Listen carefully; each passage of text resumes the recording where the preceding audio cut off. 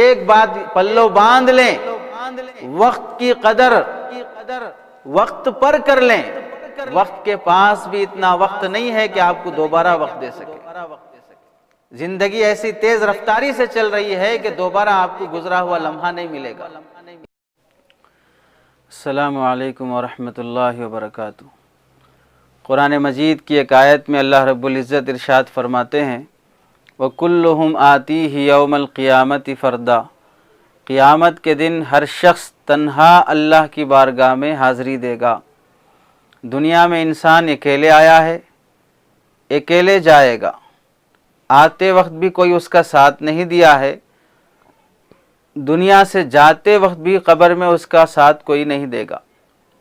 یہ دنیا کی ایسی حقیقت ہے جسے کوئی مذہب والا انکار نہیں کرتا ہے، لیکن دنیا میں آنے کے بعد انسان اپنے آنے کی کیفیت اور اپنے جانے کی کیفیت دونوں کو بھلا کر درمیانی زندگی میں اپنے کو بھول کر ایسے جیتا ہے، یوں معلوم ہوتا ہے کہ یہ شخص اپنے لیے نہیں آیا بلکہ پوری دنیا کے لیے آیا ہے، پوری دنیا کے لیے خیر کا سبب بن کے آیا ہے، اس سے انکار نہیں ہے، لیکن پوری دنیا کے لیے شر کا سبب بن کے نہیں آیا ہے کہ ہر شخص اپنی آخرت اور اپنے اعمال پر توجہ دینے کے بجائے دوسرے کے اعمال اور دوسرے کی برائیاں دوسرے کی ٹوہ میں لگا ہوا جی رہا ہے۔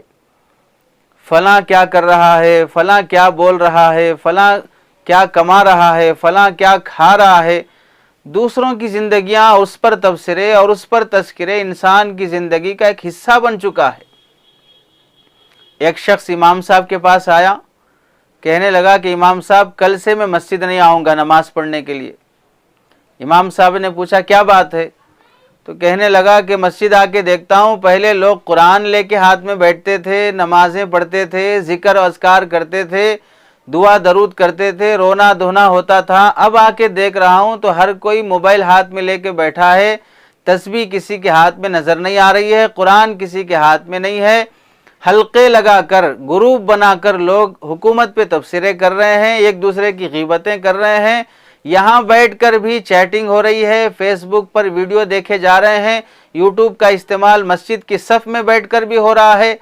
ایسی آوارگی اللہ کے گھر میں حاضر ہو کر بھی ہو رہی ہو تو پھر اللہ کا دھیان اس جگہ کے علاوہ کس جگہ آ سکتا ہے؟ مسجد میں آ کر صف میں بیٹھ کر بھی اگر اللہ کا دھیان نہ آتا ہو تو پھر اللہ کا دھیان کون سے عمل میں آئے گا؟ تو میں مسجد ہی نہیں آنا چاہتا ہوں ایسی حرکتیں دیکھنے کی وجہ سے۔ تو امام صاحب نے بڑی اچھی حکمت سے اسے سمجھایا، ٹھیک ہے تمہاری اپنی مرضی ہے، البتہ اگلی بار آنے سے پہلے اور نہ آنے کا فیصلہ کرنے سے پہلے میرا ایک کام کرتے جاؤ۔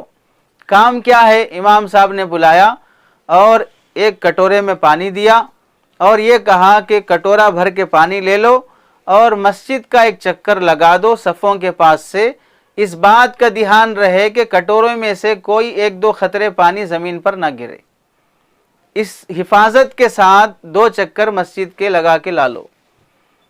یہ تو بڑا آسان کام ہے، پانی سے بھرا کٹورا لیا، مسجد کے چکر لگا کے آیا۔ امام صاحب نے پوچھا چکر لگانے کے دوران کتنے لوگوں کو تم نے فیس بک یوٹیوب استعمال کرتے دیکھا، کتنے لوگوں کو غیبت کرتے دیکھا، کتنے لوگوں کو ایک دوسرے کی برائیاں کرتے دیکھا؟ تو نوجوان نے کہا کہ حضرت اس وقت تو میں نے کسی کو نہیں دیکھا، میرا پورا دھیان کٹورے کی طرف تھا کہ اس کا کوئی پانی کا خطرہ نہ گرے۔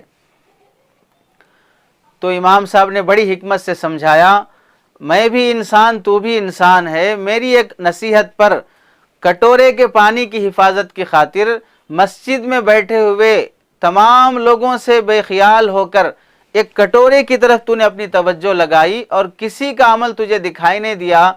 ایسے ہی اللہ کے کہنے پر جب اللہ کے گھر میں آؤ تو پورا دھیان اور پوری توجہ اللہ کی ذات پہ رکھو۔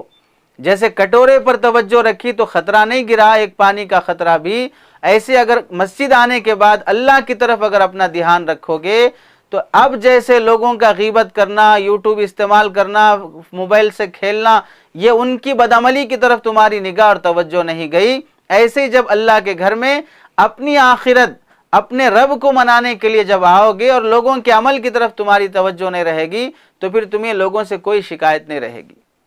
آج مصیبت یہ ہے کہ ہر شخص سامنے والے کی بڑی چھوٹی سی چھوٹی غلطی کو بڑا بنا کے دیکھنے اور دکھانے تیار ہے، اور اپنی بڑی سی بڑی غلطی کو سمجھنے کے لیے بھی تیار نہیں ہے۔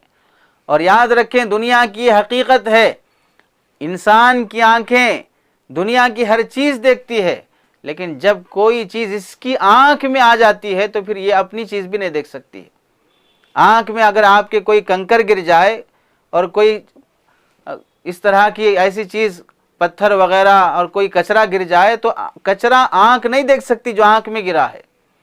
ایسے ہی سامنے والے کی سارے عیب دکھائی دیں گے، لیکن جو عیب اپنے اندر آ جاتے ہیں پھر انسان اپنے عیب کو نہیں دیکھ سکتا ہے۔ پہلے بھی وقت بہت کم ہے، زندگی مختصر ہے، اور ایک بات پلو باندھ لیں، وقت کی قدر وقت پر کر لیں۔ وقت کے پاس بھی اتنا وقت نہیں ہے کہ آپ کو دوبارہ وقت دے سکے۔ زندگی ایسی تیز رفتاری سے چل رہی ہے کہ دوبارہ آپ کو گزرا ہوا لمحہ نہیں ملے گا۔